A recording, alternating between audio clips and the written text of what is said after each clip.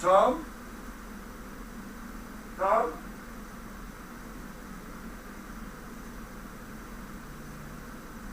Tom?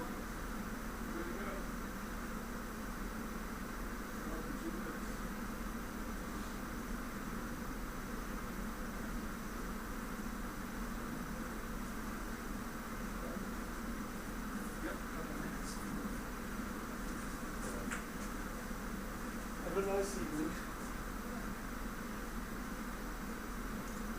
Huh?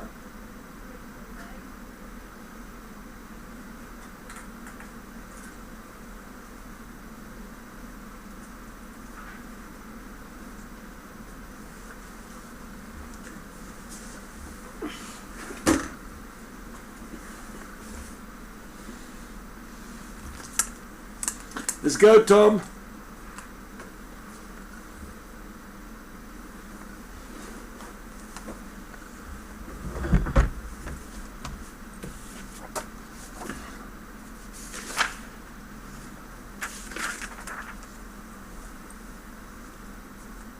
So they're seeing.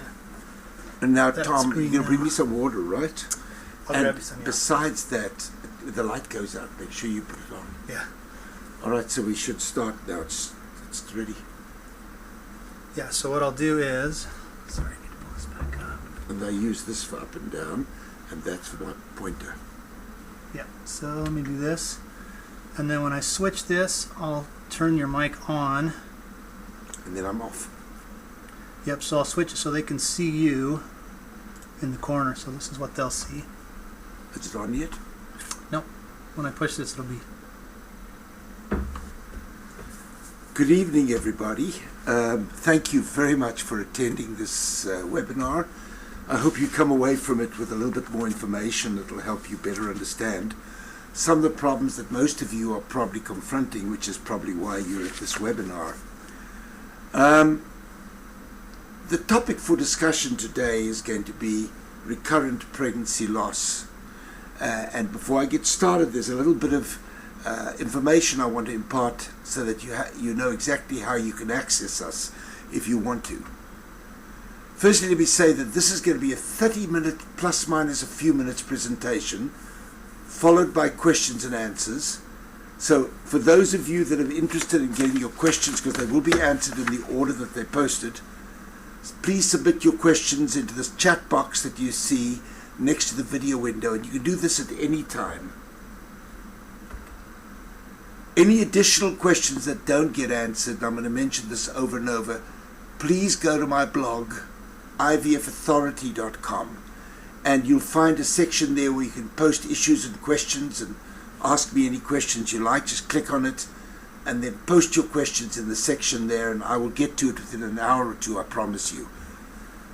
If you don't want to go to the IVF Authority blog, then you can go to the haveababy.com blog, at the haveababy.com website, and specifically to the SRM Las Vegas board, discussion board, and post your questions there, and I'll address them at that site. So again, the most important is to submit, if you can, any questions or queries to the IVF Authority blog, and you get there by going to www.ivfauthority.com, and then there's a section that you touch which simply tells you how to get to the area where you can post your questions for me to answer. For those of you that are interested after this consultation, I urge you to take down these phone numbers. The one is the number for Canada, the United States. It's 800-780-7437.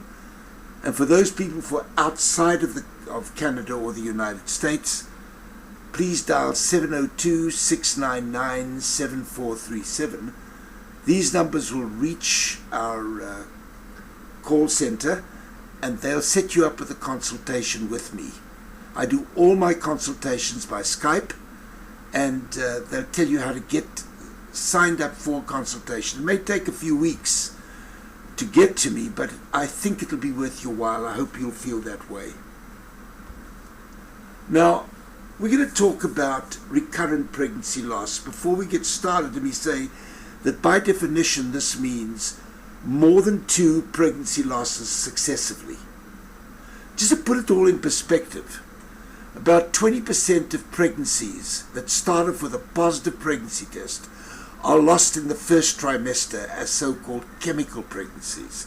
That means you haven't reached the point yet where the pregnancy itself is clinically detectable by ultrasound or by examination. 14% of pregnancies that reach that point that are clinically present will be lost subsequently in the first trimester, early on, as miscarriages. The difference between a miscarriage and a chemical pregnancy is simply that with a chemical pregnancy, it's been so soon after the positive pregnancy test that the pregnancy is not ultrasound detectable, whereas with the miscarriage, the early miscarriages in the first trimester, you'll see a heartbeat, or you'll see a gestational sac, or you will see a fetus inside the sac without a heartbeat if it's succumbed. And those are miscarriages that have occurred after the fetus is detectable in the first trimester. That means in the first 12 weeks. 5% of, or just under 5% of pregnancies will be lost after the 12th week of pregnancy is already reached, and these are called late miscarriages. This is very important because the causes of first trimester miscarriage and those in the second trimester between the 12th week and the 27th week, these are, the causes are different, and treatment therefore differs substantially. And then there are approximately 1 to 2% of pregnancies that will be lost after the 26th week as a stillbirth. The pregnancy will have been there, and then something goes wrong in the last trimester to cause the loss. So most pregnancies that get started are actually lost in the first trimester within a few days or a week roughly of the positive pregnancy test. Then there are those 14% that are lost in the first trimester after having been detected, and these are true miscarriages. Less than 5% are lost in the second trimester, and less than 2% are lost after the second trimester. So with recurrent pregnancy loss, when you lose more than 2 pregnancies, you need to understand these statistics. The overall loss of a pregnancy, once it's detected by ultrasound, is probably around 20%. This number goes up dramatically the older the woman becomes, so that for women of 40, the chance of a loss will be over 40%. But in younger women under the age of 35, let's say, roughly 20% of pregnancies are lost after being detected by ultrasound. Now, after one loss, the chance of another loss occurring is only a little bit higher, maybe 5% higher. So if you've lost one pregnancy in the first trimester, your chances of losing a second one is slightly higher, but not even really that significantly higher than it was for your overall chance of losing your first pregnancy. But after losing one pregnancy, the chance of a second loss almost doubles. And if you reach the point where you lose 2 pregnancies, the chance of a subsequent loss is above 60%. So recurrent pregnancy loss is something that is likely to recur over and over if a woman's had repeated losses prior to the problem arising. Let's quickly see how miscarriages how we can classify miscarriages into the 2 groups, sporadic or recurrent. A sporadic pregnancy loss means that the woman loses a pregnancy and then maybe doesn't lose another one, has several babies, maybe she'll lose one later on again, but sporadic losses do not occur repeatedly following one another. And when there is and recurrent pregnancy loss is when there are more than 2 losses occurring consecutively. So recurrent pregnancy loss is something that repeats itself. And the causes of sporadic and recurrent pregnancy losses differ substantially. I want you please to try to understand this point. In 75% of cases, when pregnancies are lost sporadically, the cause will be something that was wrong with the embryo, usually starting from the egg, but sometimes as a consequence of the sperm as well. It's an embryo issue, what I call a seed issue. The seed is abnormal, the embryo is defective or incompetent. Usually, as you'll see in a moment, this means that the embryo is chromosomally abnormal. Embryos, like all other human cells, should contain 46 chromosomes. It's the normal human genome. If the embryo comprises more or less than 46 chromosomes, such an embryo is incompetent. The word we use to describe it is aneuploid. So an embryo that's incompetent or aneuploid usually causes a sporadic loss. That means it'll occur and not necessarily repeat itself. That's just nature getting rid of its mistakes. Recurrent pregnancy loss is only due to a chromosomal issue in the embryo in about 1 out of 4 cases, 25% of cases. There's a big difference. Here, most of the causes in recurrent pregnancy loss are not related to the embryo being abnormal, but rather due to something wrong with implantation. Here, it's not the seed, it's the soil. The uterus is not receptive, the uterine lining is not receptive, and the pregnancy doesn't stay. So when women lose 2 or more than 2 pregnancies in a row, in most cases, this is referred to as recurrent pregnancy loss, and in most cases, this will be due to an endometrial or uterine receptivity issue. We'll be talking about that in a few moments. Whereas only in 25% of cases will the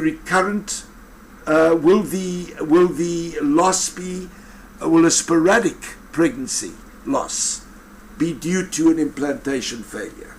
So it's basically a flip-flop, and these numbers are just basic. They are more or less, they're not exactly accurate. What I'm trying to do is to illustrate the point that when you lose a pregnancy repeatedly, think about something wrong with implantation. When you lose a pregnancy sporadically, think about something wrong with the embryo. So let's talk about this to illustrate what I've just told you. Let's start with sporadic miscarriages. Usually these sporadic miscarriages will occur in the first trimester, and they're usually due to chromosomal factors, as I've just pointed out, stemming usually, but not always, from a chromosomally abnormal egg. But they can also be caused by inflammation. Viral infections can cause this. And there's a type of infection that's microbial, known as Ureaplasma ureolyticum, often erroneously referred to as a mycoplasma infection, that can also lead to an early loss. Ureaplasma is detected in the reproductive tract, whereas its sister organism, mycoplasma, is only found, or is largely found, in the upper respiratory tract. So, if you've got an infection due to this ureaplasma organism, it can interfere with the implantation process and result in an early loss, but this is not a common cause of sporadic miscarriages. There are also genetic causes where the embryo is abnormal, not because of there being something wrong genetically with a person, but the embryo itself can be genetically affected. It doesn't have to be chromosomal, but rather affecting the genes on the surface of the chromosomes. These genetic abnormalities can also cause early miscarriage. But by far, the most important consideration is chromosomal aberrations of the embryo aneuploidy, brought about primarily by an egg chromosomal defect rather than a sperm defect. When it comes to recurrent miscarriages can occur early on in the first trimester, or they can occur late after the 12th week of pregnancy. When they occur in the early first trimester, they are almost always due to an implantation problem, which can be anatomical, and we'll go into this in more detail later, in that it affects the surface, the continuity, the smoothness of the inner lining of the uterus. This happens when there's scar tissue, polyps, or growths protruding into the uterine cavity, or fibroids in the uterine wall that protrude into the uterine cavity. Or it can be due to the lining of the uterus not being able to get thick enough. A uterine lining should measure at least 8 millimeters to support a healthy pregnancy. If it's less than 8, it's a bad situation. Ideally, you'd want it to be more than 9, with 8 to 9 being the gray zone. And then there is another factor which we'll talk about later on, immunologic causes, where in the immune cells that are present in the uterine lining function abnormally and evict or eject the embryo. So when we see repeated pregnancy loss in the first trimester, these are the things we think of. Anatomical, that is uterine lining, or thick, or the presence of surface lesions in the uterus, or immunologic factors that affect the ability of the lining, the endometrium, to be receptive. It can also be caused by inflammatory causes, and again, ureaplasma infection and bacterial and viral infections can also cause repeated loss, but these are far less commonly the cause. When a recurrent or repeated pregnancy loss occurs later on, after the 12th week, it's usually due to something anatomical wrong with the uterus itself, not its lining, but the uterus. This is seen when there is a condition known as cervical incompetence. Think of a bottle with its neck. The neck is the cervix, the bottle itself is the uterine cavity. There's a very rapid transition from the neck to the bottle. And sometimes that transition, which is the valve, is weakened. Either the woman's born with weakness of that neck of the uterus, or a trauma has occurred because of repeated terminations of pregnancy or surgeries, such as a LEAP procedure or a conization of the cervix for cancer. So it's very important to understand that cervical incompetence is one of the commonest causes of late recurrent pregnancy loss.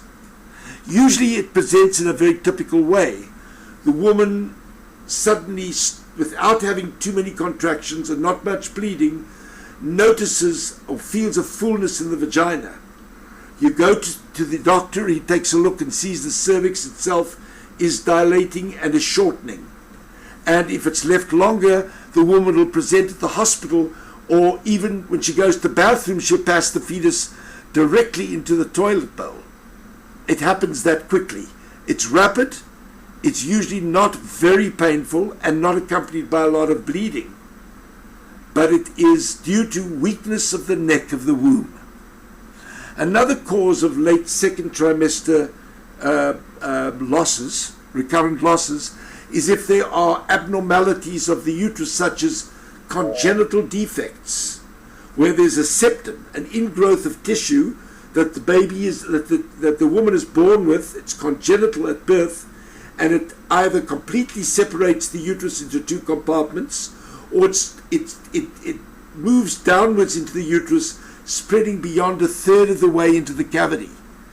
What this does is that as the uterus needs to stretch in the second trimester, as it stretches, it can't stretch normally, and therefore the woman goes into labor, gets bleeding, a lot of cramping, and over time, it's not rapid like with cervical incompetence, she loses the pregnancy over a day or two. This is a tough one to treat, but if you pick up the uterine abnormality in a woman that's lost a baby or two beforehand in the second trimester, it's wise to treat it surgically. I want to make a very important point here.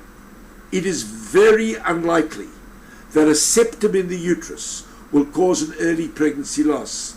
So when doctors go in and tell you that you have had an early miscarriage because you've got a uterine septum, in my opinion, that is not the right information. A septum in the uterus does not cause an early loss, and a pregnancy will implant in the right place the right location in the uterus even if there is a septum.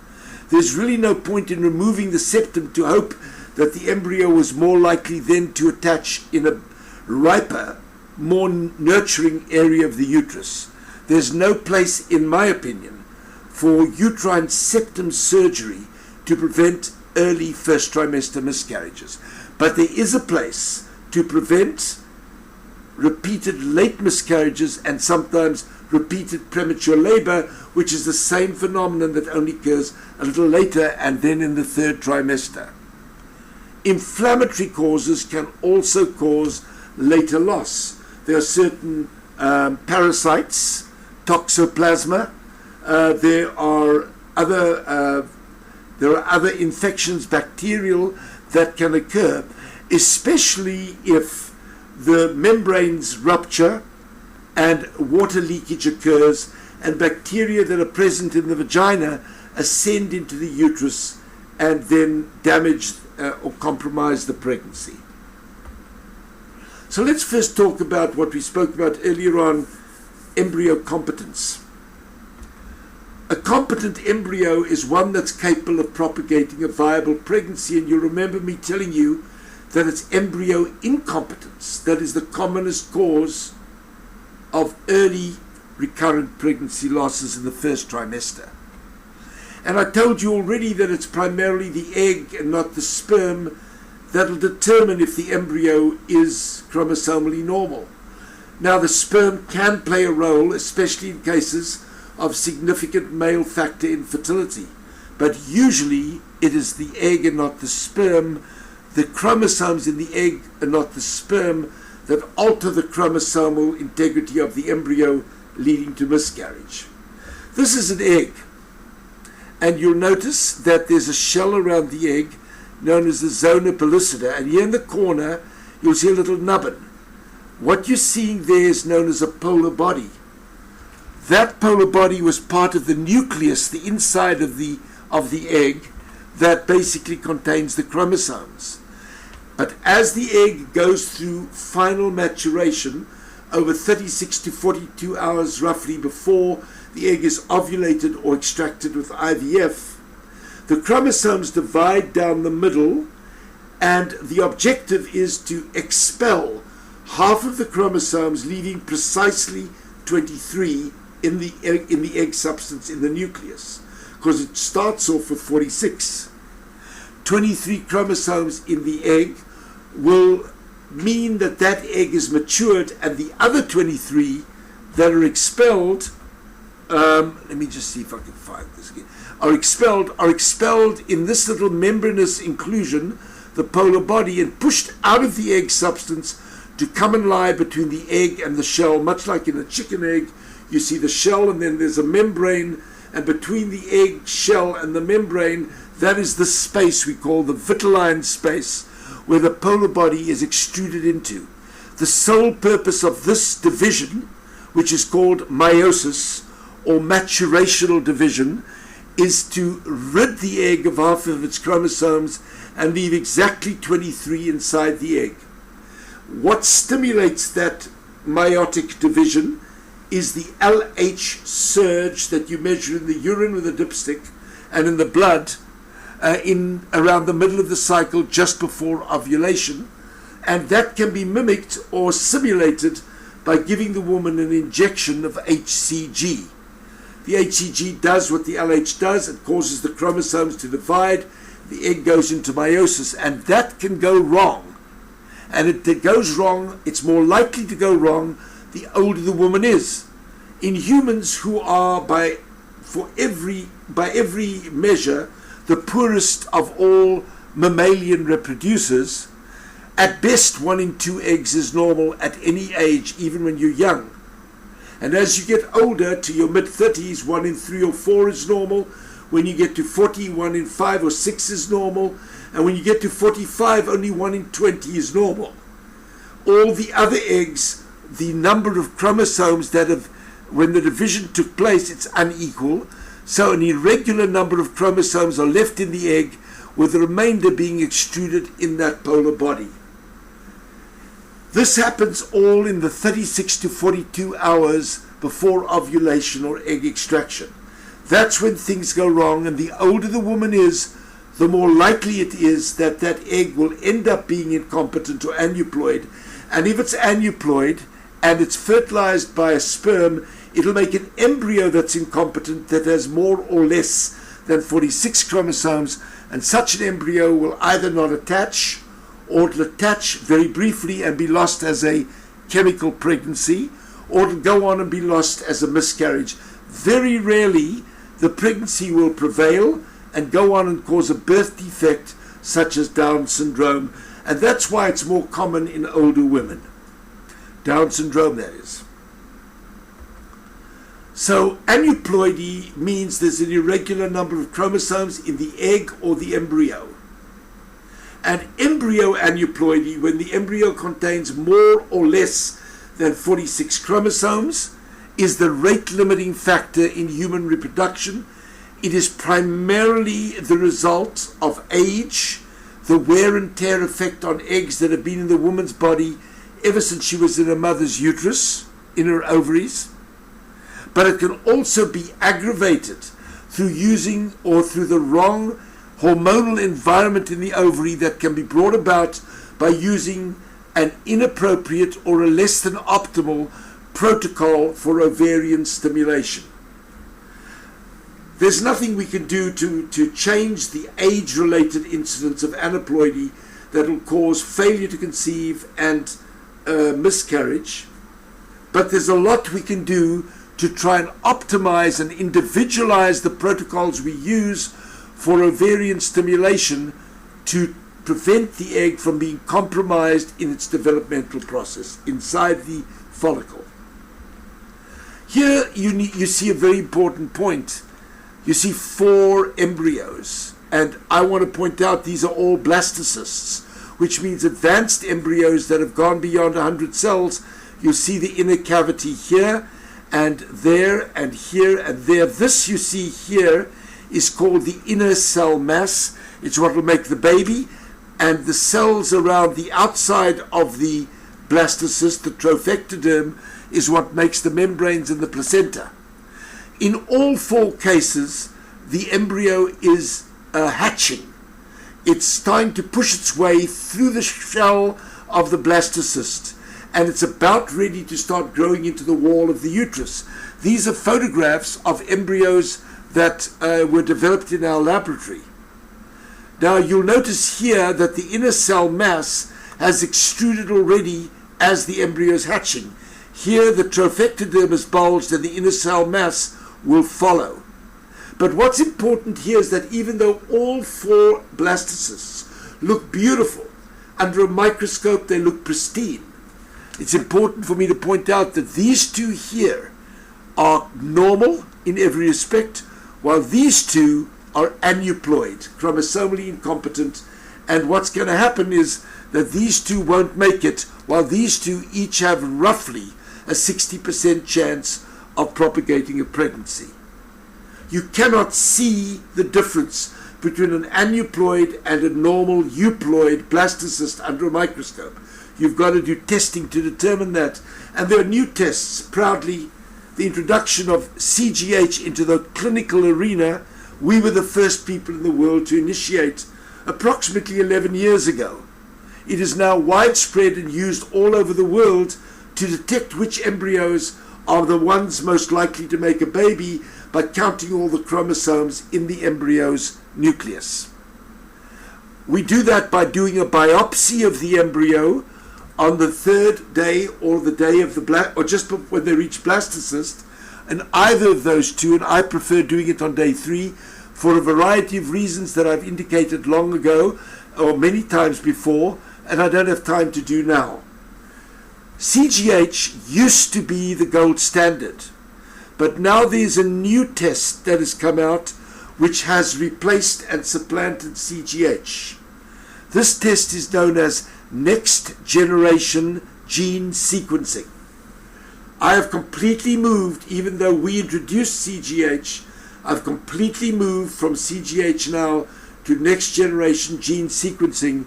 It's a highly reliable new technology that is available in many places in the world, and probably about 4 or 5 places in America.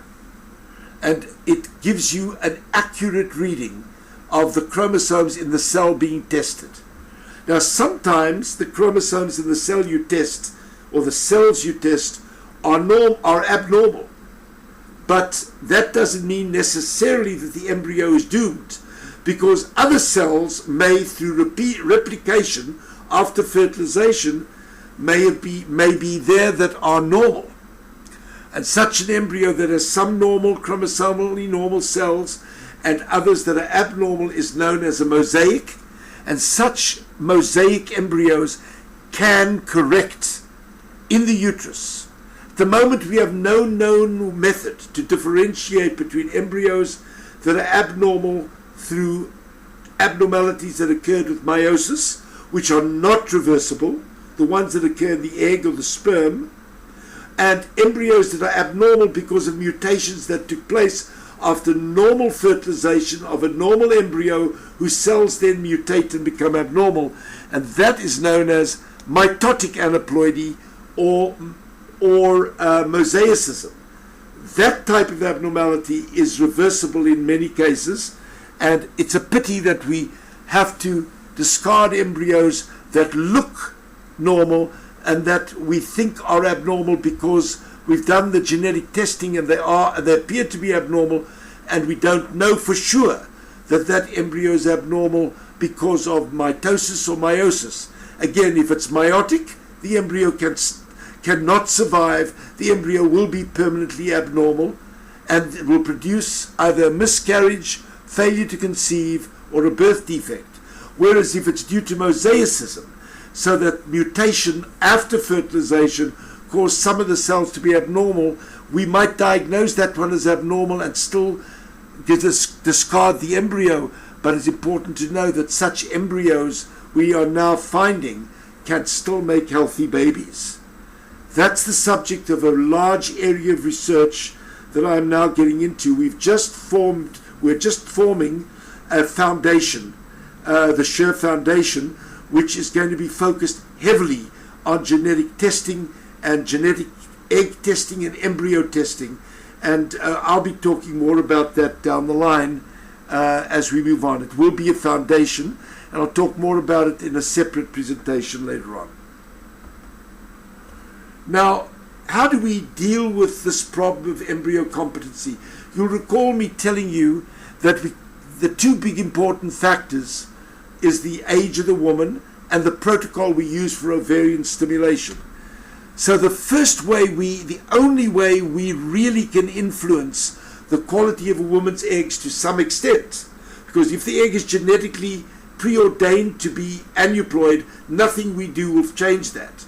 But there are many eggs that are ordained to be normal, but because of the wrong environment created hormonally through stimulation in the ovary, we push them along to become abnormal, and that can be avoided through the selection of a strategic protocol for ovarian stimulation. And I believe so strongly in this that we as physicians in this field we cannot use a one-size-fits-all approach to stimulation. We have to be very individualized and strategic in our stimulation. I've done a number of webinars on egg and embryo quality. I urge you to go to the archives in this website, pull them out, and watch those webinars again to understand how we can influence the ovarian environment through choosing the optimal protocol for a given person. And there's not necessarily any one protocol that is optimal for everyone, any more than there's no fixed height or weight for any individual. The second is to do chromosomal testing through CGH or NGS, as I just pointed out. But you need to know that these tests do not make better embryos. They only help you identify those that are most likely to attach. If an embryo is deemed to be chromosomally normal, by karyotyping, which is the NGS CGH approach that I just spoke about, then such an embryo will have almost a 60% chance of propagating a pregnancy. And then the viability of that pregnancy will very much be dependent upon whether the uterus is going to be receptive or be rendered receptive if it's not.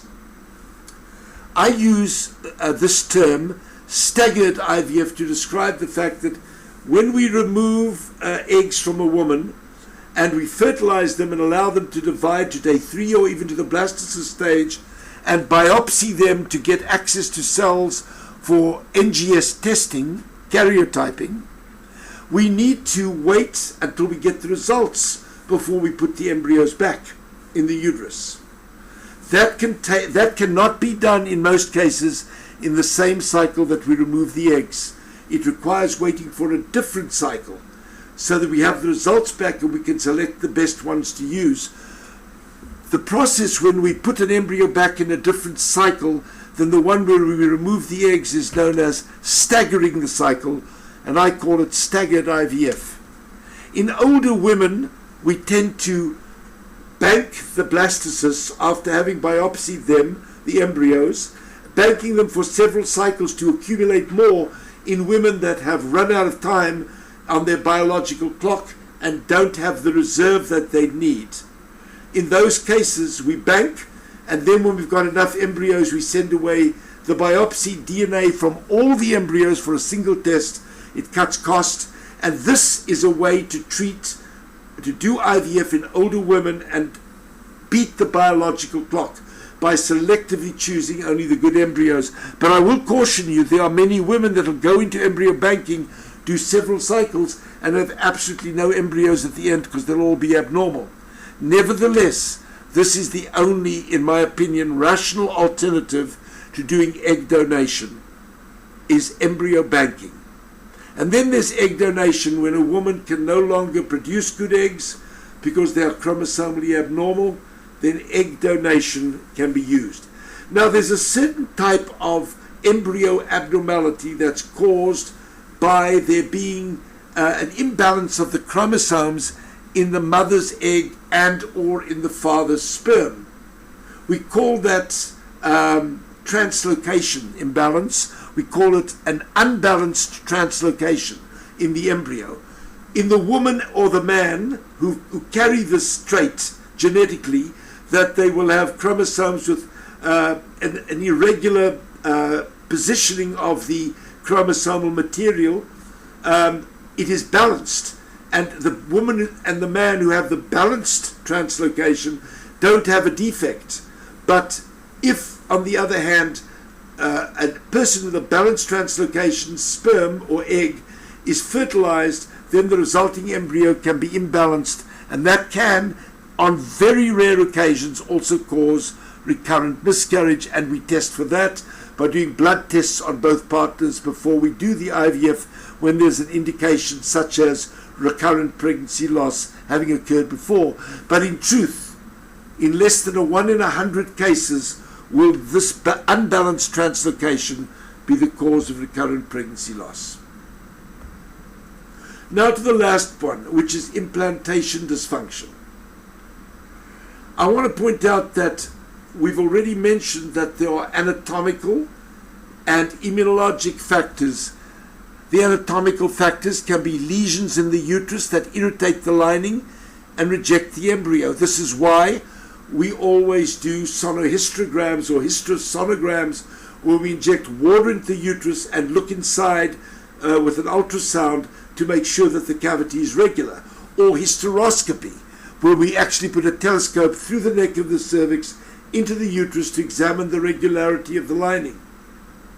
Now this type of abnormality can usually be surgically corrected, but not always. Now then there's the second variety, which is due to a thin uterine, thin endometrium. And I've pointed out that if the lining of the uterus measures less than 8 millimeters, it will usually not support a pregnancy. In many cases, we can reverse this problem, as you'll see in a moment, using vaginal Viagra suppositories, which improves blood flow to the uterus because the upper part of the vagina is adjacent to the uterus, so the Viagra is carried into the uterus and is first passed through into the blood circulation and opens up the blood vessels, delivering more estrogen to the lining and can treat it. But there are certain conditions, such as where the lining has been damaged by infection that occurs after childbirth or after an infected miscarriage or after an infected abortion or after a woman who loses a pregnancy from a molar pregnancy that gets infected, where the inner lining is so damaged that it scars up and now it will not respond to treatment of any kind. Estrogen, Viagra, none of that will help. In those cases, there's only one choice, and that's to use gestational surrogacy. The third one is immunologic implantation dysfunction. We'll talk about that in a few moments. And then there are some cases where implantation fails because there's inadequate hormone support of the lining.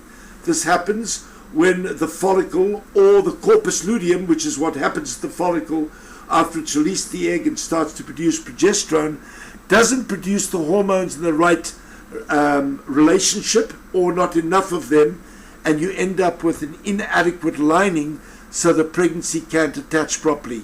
That is not that common, and when it does occur, it's best treated with ovulation induction, where you start from the beginning, create better follicles, better hormonal support.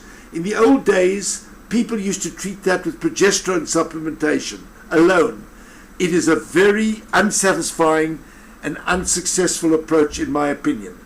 The best way to treat luteal phase insufficiency or luteal phase deficiency or hormonal insufficiency of the uterine lining is by inducing ovulation over again with a proper protocol. There's a condition called thrombophilia, which is also known as a genetic or hereditary clotting defect. Many of you are familiar with terms such as MTHFR mutations, protein S, protein C, and factor V Leiden and others, where there are mutations. This does, in my opinion, rarely cause early pregnancy loss. It is more likely to cause later pregnancy loss. The treatment depends upon what type of thrombophilia you're dealing with. We test everybody who does IVF for thrombophilia, and especially women who have repeated late pregnancy losses. And we treat it with the appropriate medication, starting immediately once pregnancy is diagnosed. And then there is the implantation dysfunction that can occur through parasitic, viral, and ureaplasma infections that ascend from the vagina through the cervix into the uterus and play havoc with the implantation base. It's very uncommon for this to cause recurrent miscarriage, but it can do so. Let's start quickly with anatomical factors and run through it. Here's a slide. We're going to start with a little surface lesion in the uterus. This little polyp will create an irritation that will reject an embryo, and this is a procedure you're seeing here is one we did using a sonohysterogram, where we inject water into the uterus to dilate the cavity, and then we do an ultrasound which then displays this little polyp. You will not see a small polyp like this often when you do what is known as an hysterosalpingogram or a dye x-ray, because you're injecting a dye into the uterus that is radio opaque and it obscures the lesion. That's why doing a hysterosalpingogram is not sufficient to prepare a woman for IVF, and is certainly not sufficient in trying to diagnose a surface lesion when there is a recurrent pregnancy loss occurring. Here's another picture of a polyp. It's not very clear, but this is a polyp seen through a hysteroscope, where the telescope is passed through the cervix and water is injected into the uterus to expand it, and then you can see that lesion. The treatment then is to go in with a little clipper and to clip off the neck or the base of that polyp and remove it. If you can't get to the base, then you've often got to shave it away until you get to the base and then remove it completely. Here's one that points towards the endometrial lining, and we were the first people to point to this. back in 1990, or just before, we were the first to show that this lining, the thickness of the uterus, this is the uterus, this is its lining, this is a triple line appearance or a trilaminar appearance, which is nice to see, but it's not a cause of a problem. What's more important is the thickness. This lining measures 11 millimeters. It is perfect. It is beautiful. This is an optimal lining. There is enough soil in the planter box to allow the seed, the embryo, to sink its roots in and attach.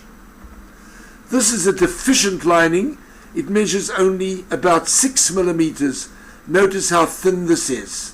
This is a woman who'd had a previous endometritis from a previous septic abortion that caused scarring inside the uterus. We call that an Asherman syndrome. And this lining was not restorable. This one, when the lining has been so destroyed, Viagra and estrogen and aspirin and various other medications is not going to thicken it. This woman needed a gestational surrogate that she subsequently got and had a baby through the gestational carrier. So let's now move on to the last part of this presentation, and that's immunologic factors. I want to point out something to you that's very important. There are cells in the uterine lining of all women that journey there from the bone marrow every month. They reach the uterine lining and they multiply under the effect of estrogen. These are large immune cells known as natural killer cells, NK cells. These cells, these natural killer cells, are good guys. They release growth factors known as cytokines in a balanced form where they balance off two types of cytokines we call Th1 and Th2 cytokines, which must be in balance, and these cytokines allow the embryo's roots to grow into the wall of the uterus and ultimately form a placenta. That placenta is the lifeline for the baby. The process of natural killer cells functioning requires the assistance of other lymphocytes present in the uterus. 75 to 80% of all of the immune cells in the uterine lining are natural killer cells. Now, there are circumstances where natural killer cells can become toxic. They can become activated in women who've got endometriosis, a third of whom have activated natural killer cells. They can become activated in women who've got a personal or family history of autoimmune diseases such as lupus erythematosus, rheumatoid arthritis or hypothyroidism, and others. And when they're activated, they produce too much so-called Th1 cytokines, known as TNF-alpha and interferon gamma predominantly, that attack the roots of the embryo and either destroy it before the woman knows she's pregnant or weaken it, and the embryo limps along until it runs out of steam and miscarries. Natural killer cell activation is always accompanied by activated T cells. We call these cytotoxic lymphocytes, or T cells. The two together work in unison. This one you'll see later we treat, the natural killer cell activation, using infusions of intralipid or IVIG. In this day and age, we hardly use IVIG anymore because of its side effects and because it's brutally expensive and because it has risks. But it does work if used properly. We use intralipid, which in most cases is innocuous, 20 times less expensive and just as effective. But giving the intralipid alone will come to naught if you don't combine it with a steroid. And the steroid we use is either dexamethasone or prednisone or Medrol, the first two being the best of the three.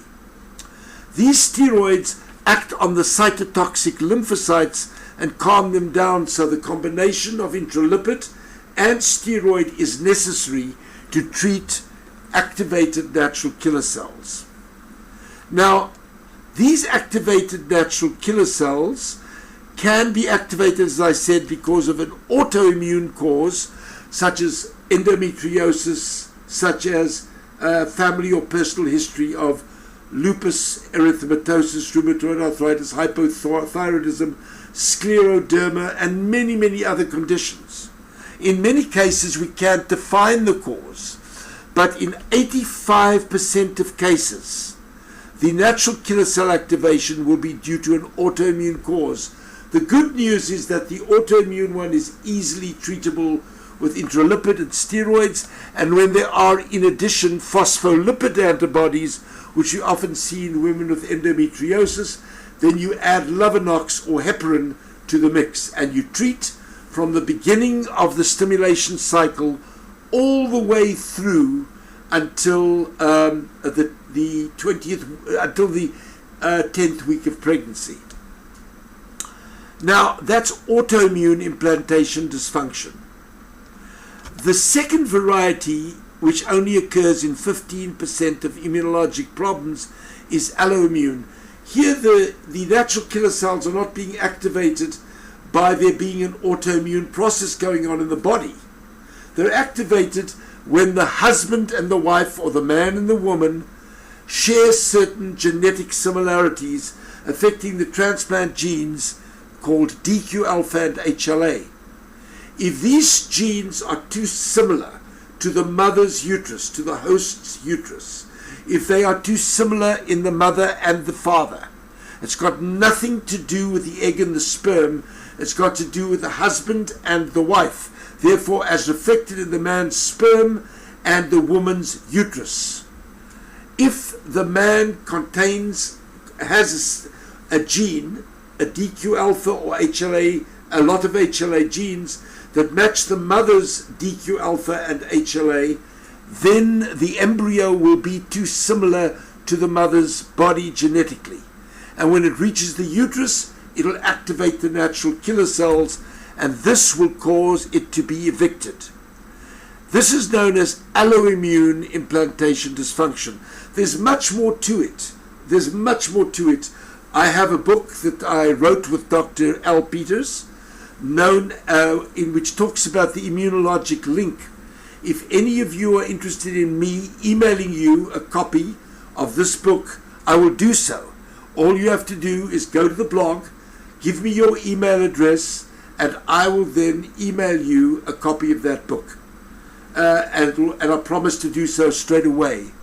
It's very well worth reading. It's only 60 pages long, and if you read it carefully, you'll understand why alloimmune implantation dysfunction, where the genetic similarities between the husband and the wife tends to be a more common cause of recurrent pregnancy loss in the first trimester than is autoimmune causes of natural killer cell activation. This in spite of the fact that alloimmune problems are far less common than are autoimmune problems overall. Now, autoimmune implantation dysfunction can also result in recurrent pregnancy loss, but the alloimmune variety is the more common. It's the tougher one to treat. Again, we use steroids. Again, we use intralipid or IVIG, but it's got to be given in a different mix, and a different type of steroid is used. With the autoimmune variety, I tend to use dexamethasone. With alloimmune, I tend to use prednisone. With autoimmune, I stop the intralipid infusions after the second administration, soon after the diagnosis of pregnancy. But with alloimmune, it's continued all the way through to the 24th week of pregnancy. Now, there are certain types of alloimmune implantation dysfunction which are untreatable unless you break the match between the woman and the man. And this requires using donor sperm or using a gestational carrier who does not share the same genetic makeup there's no genetic match. So by using donor sperm, using the sperm of a donor that doesn't match the woman, you break it. But most couples do not want to go that route because they want to have a baby which is their own genetic makeup. And for those, the only hope when you've got these rarer forms of complete alloimmune matching will require the use of a gestational carrier who does not match the husband. as far as these DQ alpha and HLA genes are concerned. So the tests we do to look for an immunologic problem, we test the woman's blood for natural killer cell activity, and the test that is the best gold standard test is the K562 target cell test. We do anti-nuclear antibodies on the woman. We test a full profile of all 21 antiphospholipid antibodies, and we test the display of all of her immune cells by doing an immunophenotype on her blood. We also, if we want to test for an alloimmune problem, must test for DQ alpha and HLA matching. So this means we draw blood from the man and the woman and have it separately evaluated for the DQ alpha HLA genetic makeup, so we can see if there are similarities. If there are, then that can be a problem. But let me stress this as strongly as I can. Having a genetic match of DQ alpha and HLA alone will not cause pregnancy loss. It's only when that's combined with activation of natural killer cells by this K562 target cell test, or by blood cytokine or endometrial biopsy cytokine testing. And when we know there's natural killer cell activity, we always need to go looking for possible alloimmune problems involving DQ alpha HLA matching, especially in people that have lost pregnancies repeatedly before. Because this is where you're usually going to find the problem to be. Treatment, as I said, is intralipid and steroid, administered not by the uninitiated. It needs oversight and careful monitoring. But if you do it properly, you can initiate pregnancies this way. And in certain cases, you have to resort to either using or offering the couple donor sperm or a gestational surrogacy approach. I want to make this point very abundantly clear. Simply because there's a match with DQ alpha and HLA between the partners doesn't mean there's an immune problem. It means that you've got to look to see if there's also natural killer cell activity, because if both are present, then you've got a problem. And the immunotherapy we use, as I said already, is intralipid primarily, and dexamethasone or prednisone. Aspirin is something I don't use on my patients. Ashamedly, I was the first person to point towards the need for using aspirin in the early 90s, only to have to retract that because I was wrong. Aspirin doesn't help in this setting, and aspirin can even be harmful because it thins the blood, and it means that when you put the embryo in the uterus to transfer it there, then it will often, you will churn up the uterine lining, it'll cause bleeding, and you won't see the bleeding, it will continue and prevent the pregnancy from attaching.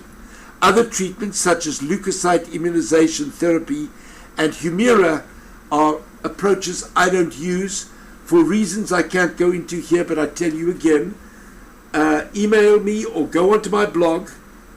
Don't email me, go onto my blog and post there, and I will send you, give me your email address, and I will email you the little booklet that I've written with Dr. Al Peters that explains exactly how these various approaches to treatment work, their benefits and their disadvantages.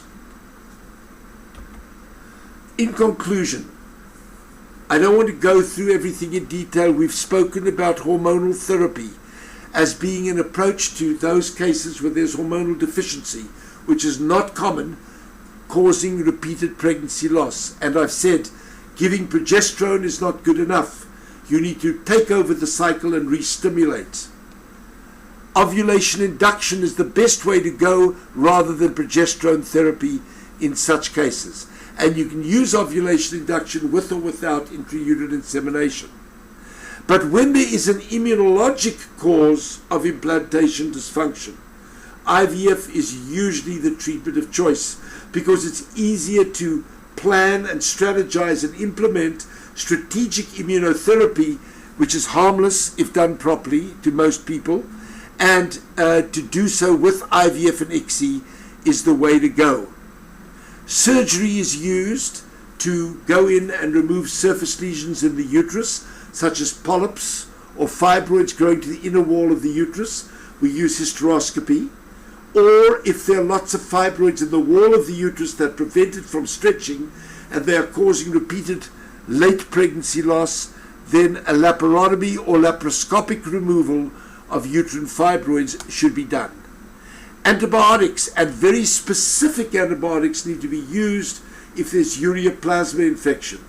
It requires the use of ciprofloxacin or using metronidazole or using tetracycline or doxycycline.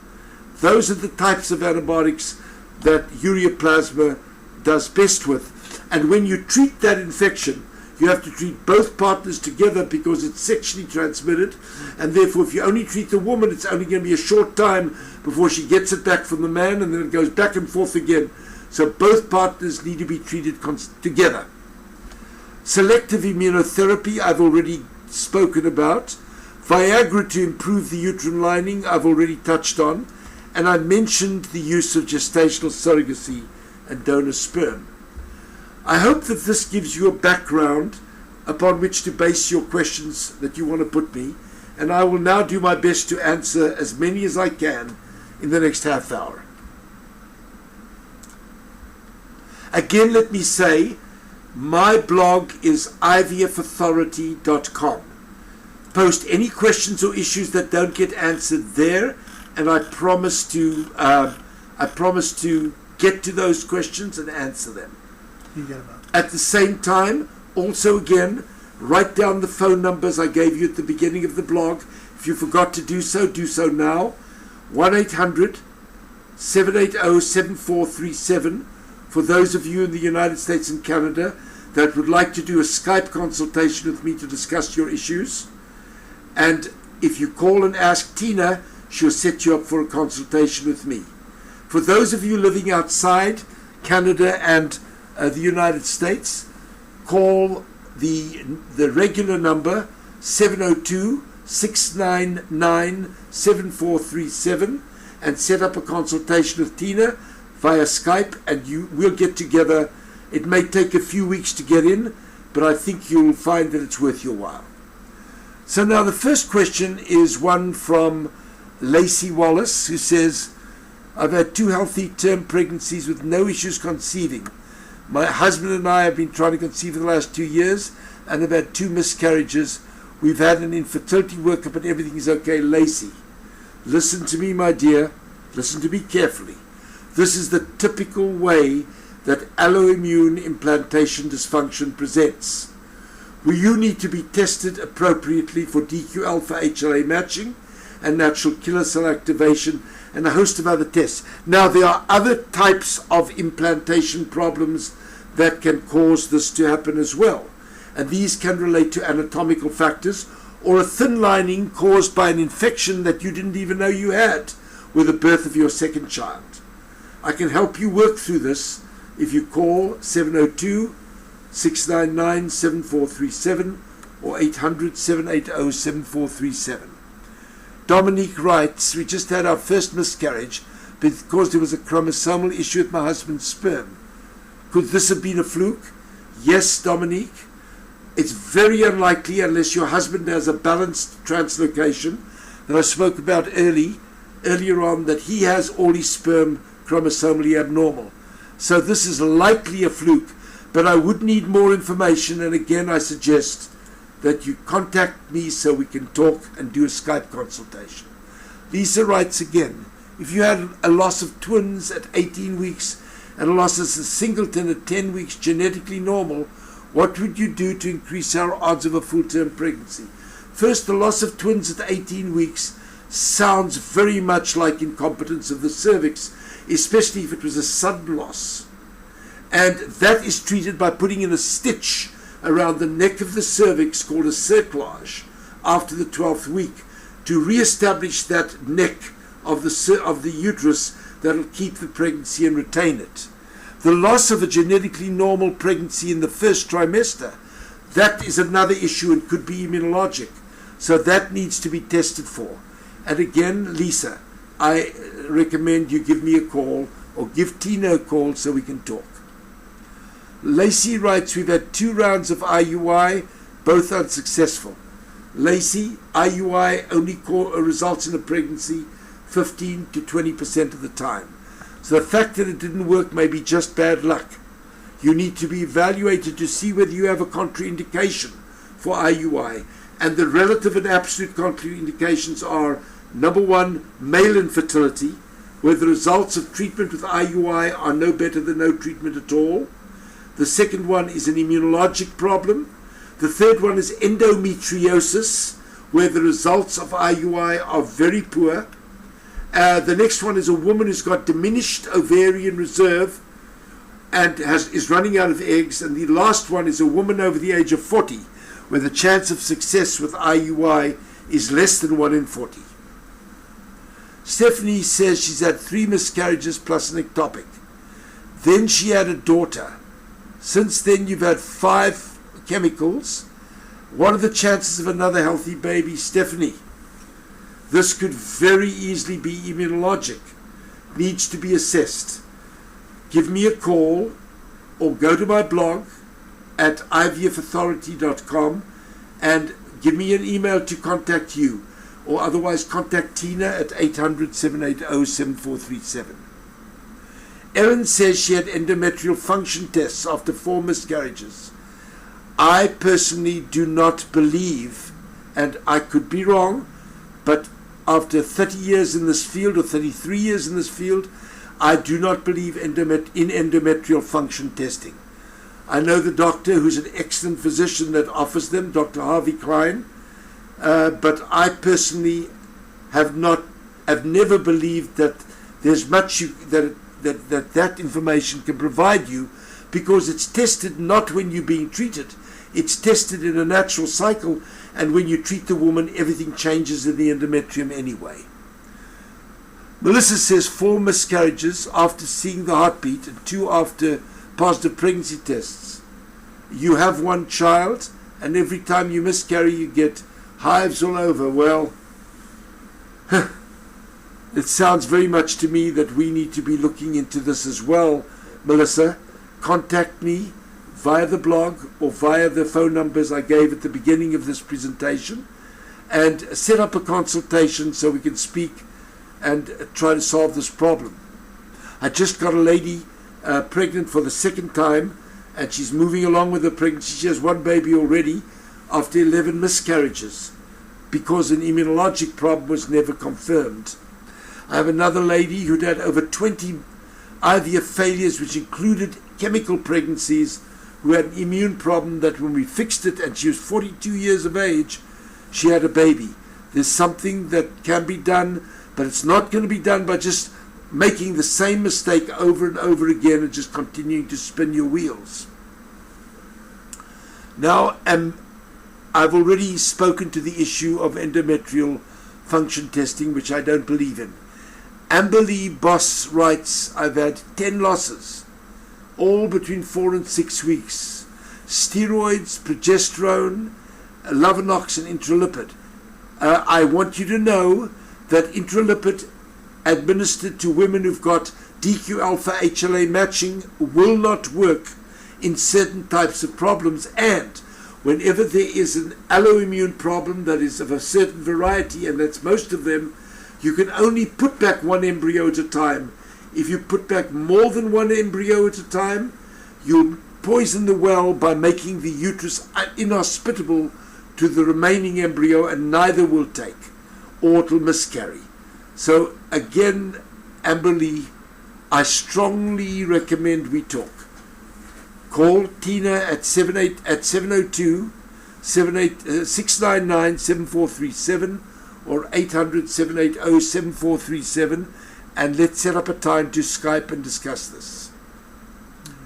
And then it goes on to Trang writes, I've had IVF egg retrieval, 21 mature, 21 all in all, and 13 were mature.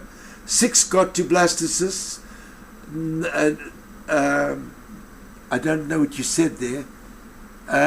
Transferred to, the HCG was 10, 13, and you were told there was no pregnancy. and then suddenly it rose to 7,032, and I was told that there was no heartbeat at 9 weeks. I can't answer the question, obviously. This to me sounds more like an abnormality of the embryo. So it's something we'd have to look into, Trang. Give me a call. Whitney writes 4 recurring miscarriages in 2 years, 3 at 5 weeks, 5 and at 9 weeks, and then at 6 weeks gestation, and then again a blighted ovum. The treatment was folic acid or methylfolate, aspirin and progesterone. I'm going to tell you right now, Whitney, there's a strong possibility that this is due to an implantation dysfunction, probably immunologic. You need to be evaluated, and let's talk. Stephanie writes, if I have had 1 successful pregnancy and birth, but 8 losses, it's more likely that the issue is chromosomal? Absolutely not, Stephanie. If you've had 1 successful birth and then 8 losses, it's written all over this is more likely immunologic, and if it's immunologic, alloimmune due to a DQ alpha HLA match. We really do need to talk about that. And then there's a lady, Mystical Blue. 13 years ago I had a child with a different partner. Now I'm married to someone different, and since trying for a child I've had 4 miscarriages. Mystical, you're the same as Stephanie. This sounds very much like it could be an alloimmune problem. June writes, I've had 2 miscarriages before having a grade A embryo FET. The transfer appeared to be a 3rd miscarriage. I had positive natural killer cells and IV infusion 3 days before the transfer. 3 days before the transfer is too late.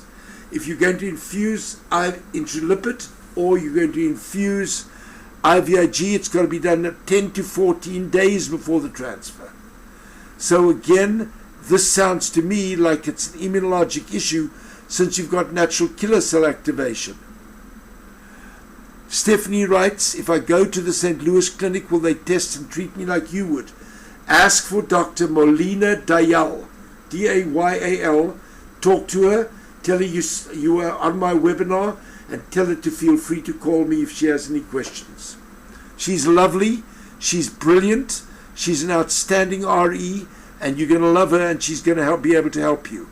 But tell her that you spoke to me, and I suggested she give me a call if there's an issue. Tara Young writes, if a woman has repeated chemical pregnancies, what's the most likely cause, embryo or endometrium related? If it's repeated losses, even chemical pregnancies, the greater likelihood is that this is implantation and endometrial related. If it's just sporadic, one here and one there, then it's more likely to be chromosomal. What are your viewpoints on immunology pregnancies? What is the most likely cause, embryo or endometrium related? Well, if we're talking about immunology, what are your viewpoints on immunology testing for killer cells and T cells as a cause for miscarriage? Kelly, I think I've been speaking about that throughout the presentation. That's precisely what needs to be done, along with other things, including evaluation of the uterine cavity, of the uterine lining, and a variety of other things we touched on during the discussion. Tran says she had a sac and grew, but it seemed nothing after that. You were told that you'd had a miscarriage with an incomplete pregnancy. Is it possible? Any chance of it being pregnant in the future? Absolutely, Trang. The way to get pregnant successfully is to find out why you lost the pregnancy and reverse that particular problem. Again, it would need to be evaluated, so give me a call. Sarah writes, does ectopic count as a miscarriage? No, because ectopic pregnancy is usually due to something wrong in the tube. Usually the woman had a previous surgery that damaged the tube or an infection in the tube. Mystical writes again, 4 consecutive miscarriages with husband, then a live birth with 13 years ago, a live birth with a different partner. All standard tests done, but not on husband, but you did not have natural killer cells. Mystical, I'm going to say to you again, the issue here is if you got pregnant before with a previous relationship, no problem, and then you could not get pregnant again, you've got to consider this as being an implantation dysfunction. Sorry. Kelly writes, what are the treatments for immunology concerns, and do you offer them at your clinic? Again, Kelly, yes, offer them at my clinic. This is my particular interest. I was one of the first people to use immunotherapy in IVF in the early 90s. I think I'm reasonably well equipped to help solve these problems, but we do need to talk. And the treatments were outlined in this presentation. And if you go to my blog, ivfauthority.com, post there and give me your email address, I will send you a copy of the booklet I wrote on immunologic factors and how they should be treated. I think it'll help you tremendously. So definitely blog me and put your email address down and I will get back to you. Alternatively, and perhaps in addition, contact Tina at 800-780-7437 and set up a Skype consultation so I can help you through this. Tara says, can PCOS cause a lining to be non-receptive? Yes, it can, Tara. And the way it does it is that women with PCOS often produce a lot of ovarian testosterone.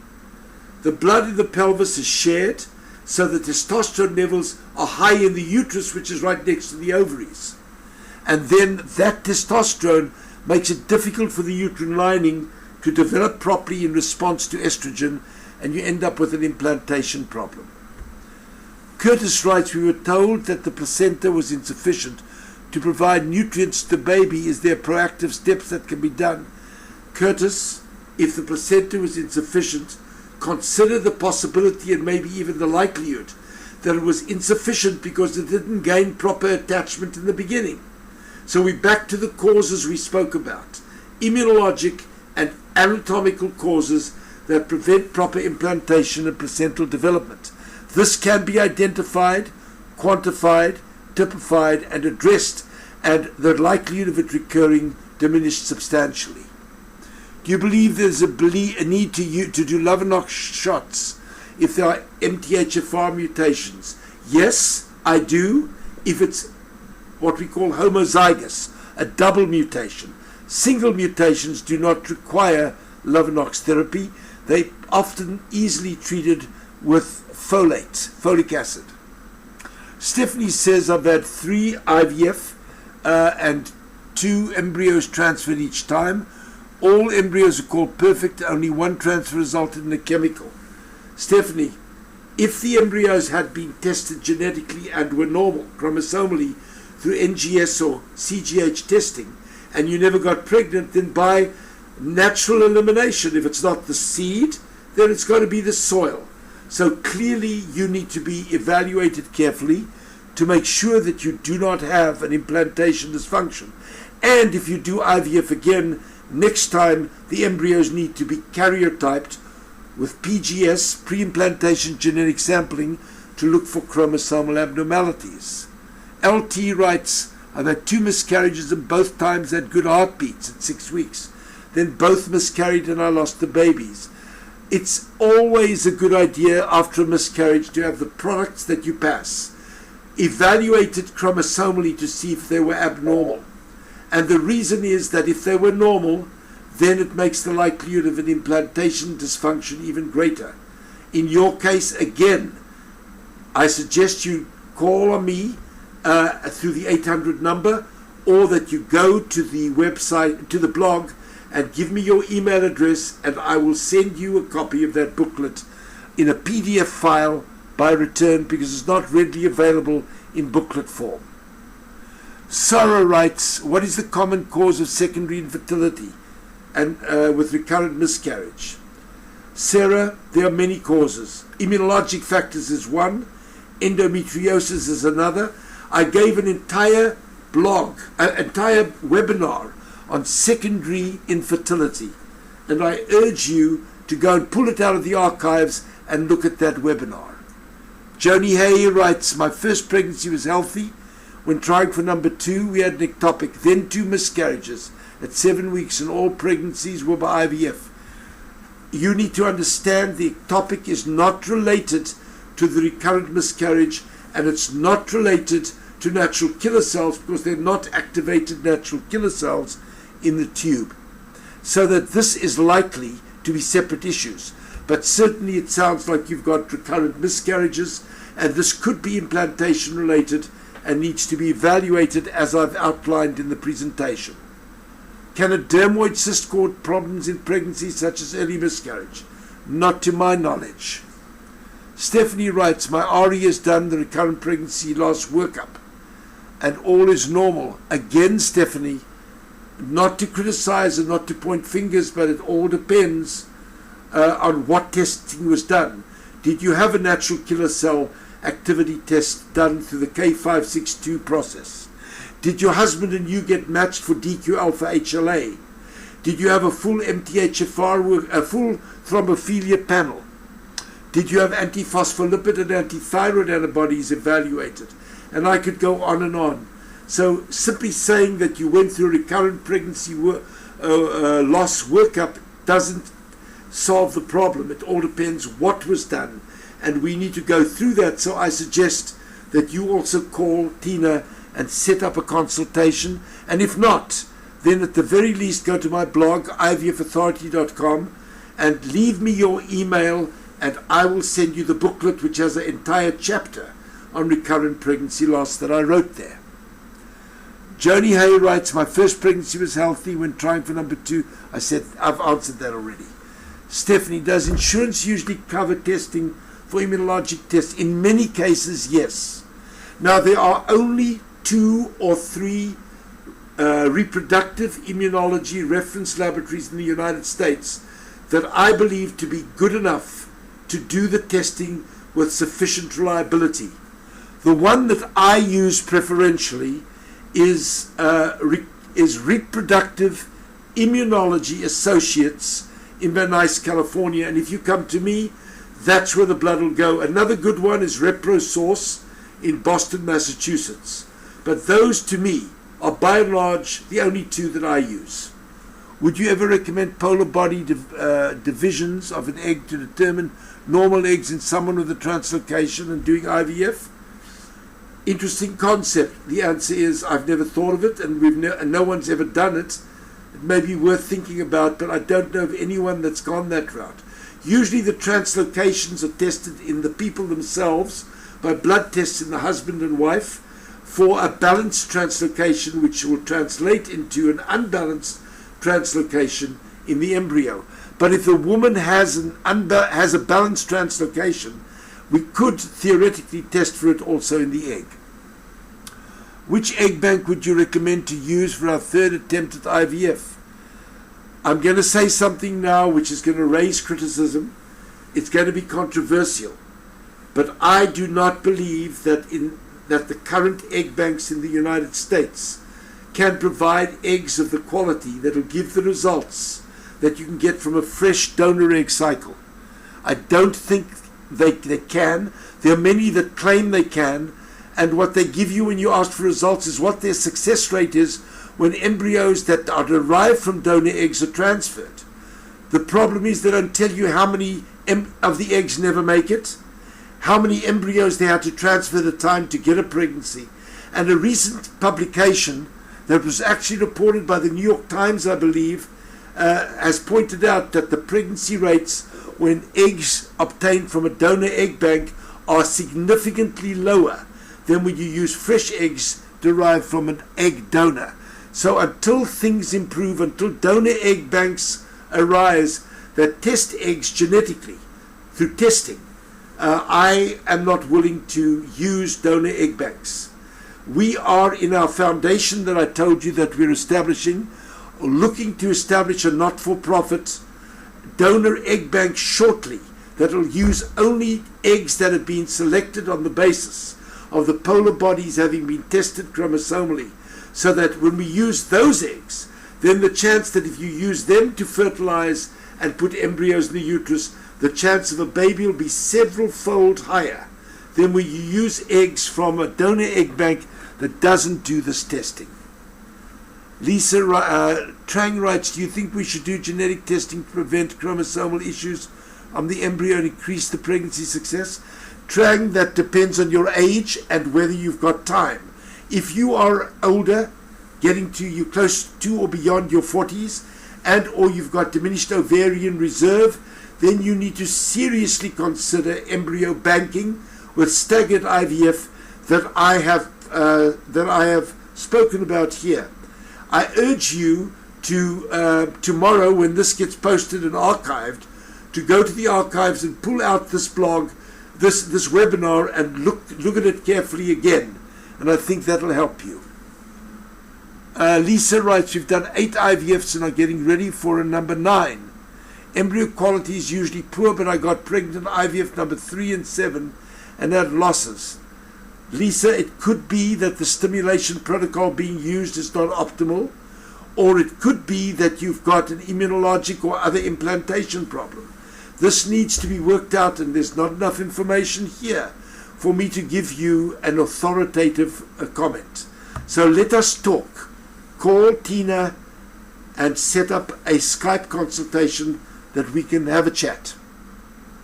Amberly writes, there is research that some women cannot have male children after the birth of a son. Could this be true if a male was miscarried and not born? Amberly, I don't know of that research, and frankly I don't believe it. We did PGS this cycle, and one embryo came back inconclusive due to not enough DNA.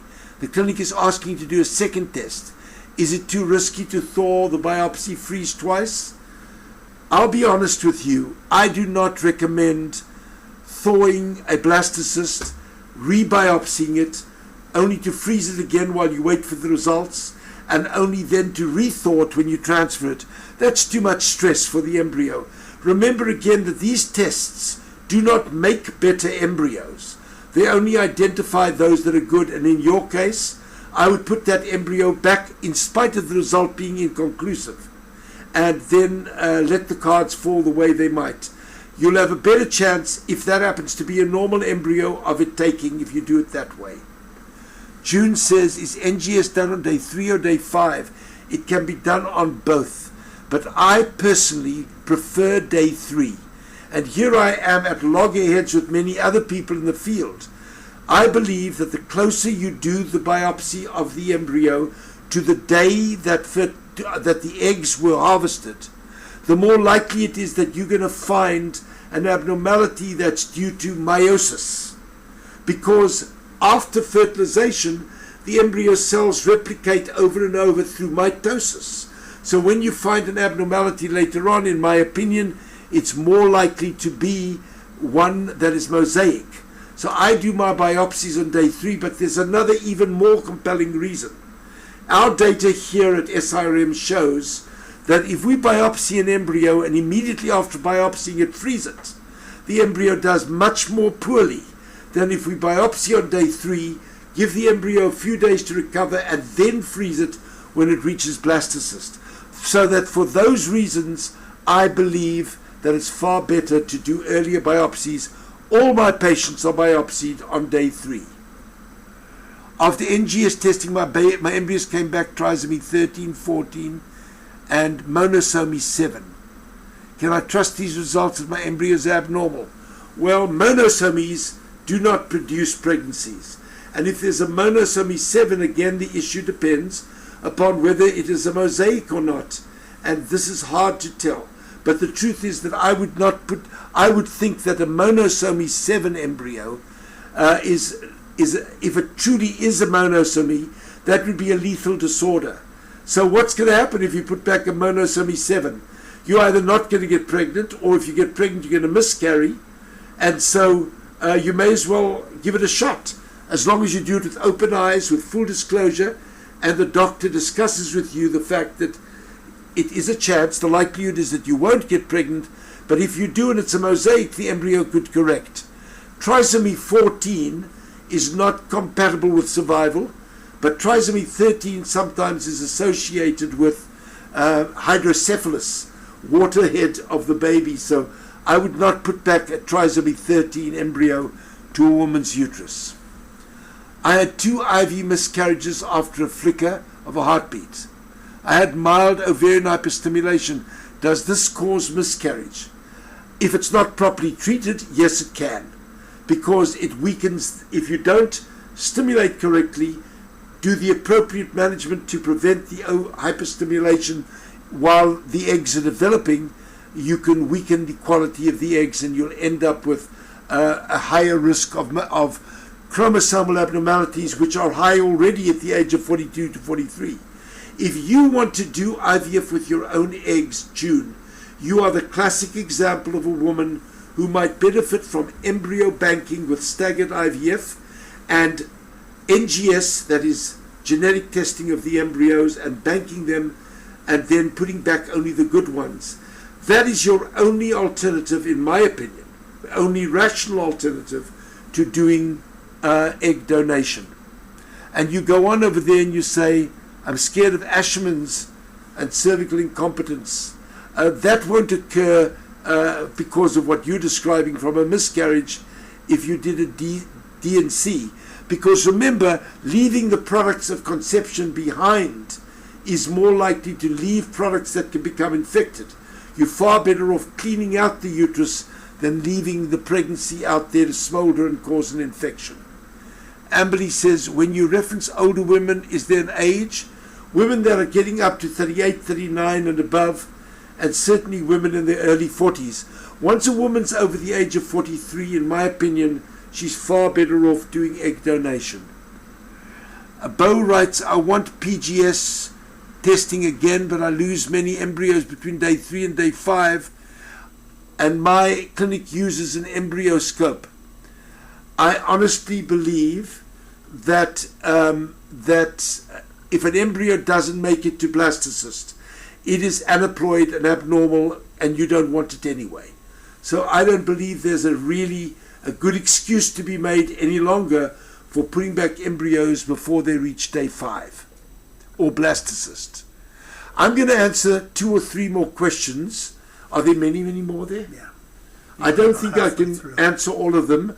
We're overstaying our time here. So I'll take 2 more here, and I'm going to ask all of you that have posted questions that I cannot get to post them on the blog, ivfauthority.com, and I promise to answer them all, or to call Tina at 1-800-780-7437 to set up a Skype consultation with me to discuss.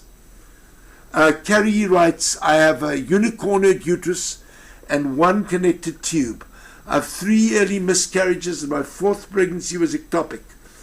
I want you to know that this is not, the miscarriages are not due to the unicornuate uterus. Because if you lose a pregnancy with a unicornuate uterus, you lose it late, not early. And if you have, you couldn't have got pregnant if your tube was blocked, so I don't think there's a concern about a hydrosalpinx. You write next, June writes, if an egg is successfully implanted but miscarriage still occurs, can natural killer cells still be a cause of it? Yes, absolutely, June. Let's try a few more, see how far I can get. I'm almost 42 and I banked 2 normal embryos and 1 miscarried. Would you recommend any uterine tests before transferring these 2 embryos? I'm afraid it'll turn out that the 2, if these 2, I'll run out of time if these 2 PGS normals fail. I would absolutely not put back the normal embryos till the uterus has been evaluated anatomically and immunologically.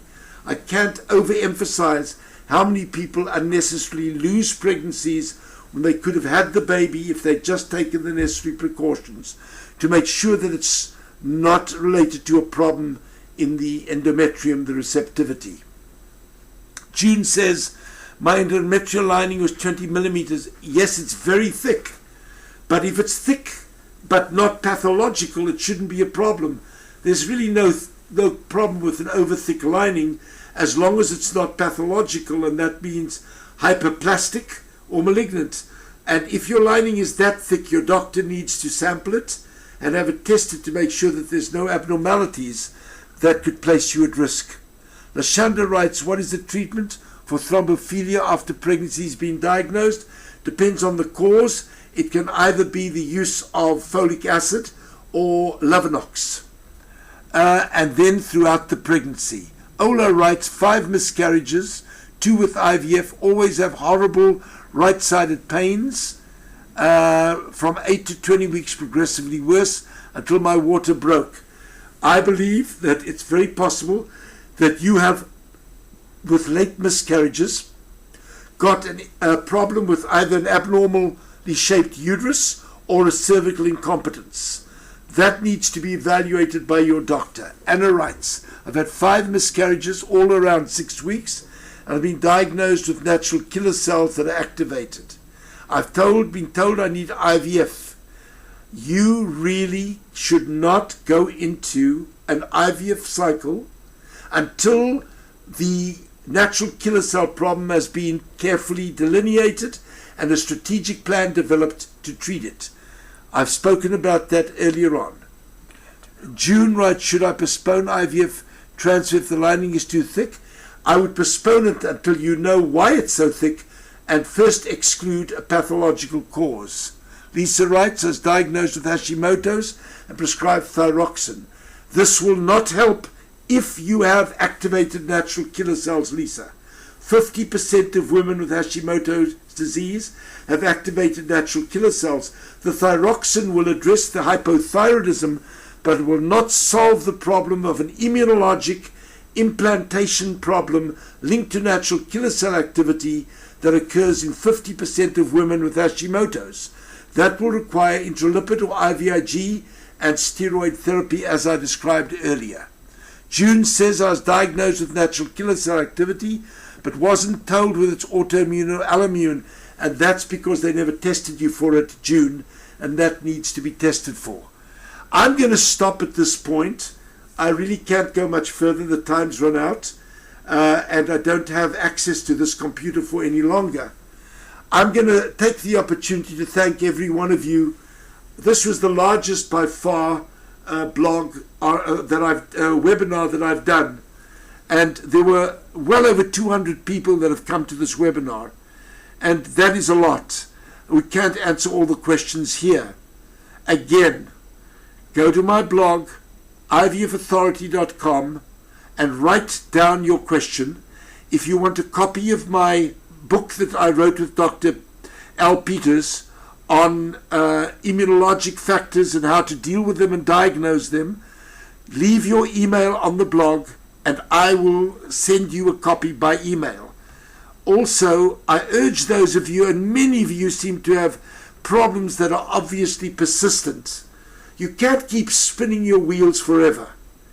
You're either going to do something about it or this is going to overwhelm you financially, emotionally, and physically. I urge you, it's not that I'm the only person that can treat these.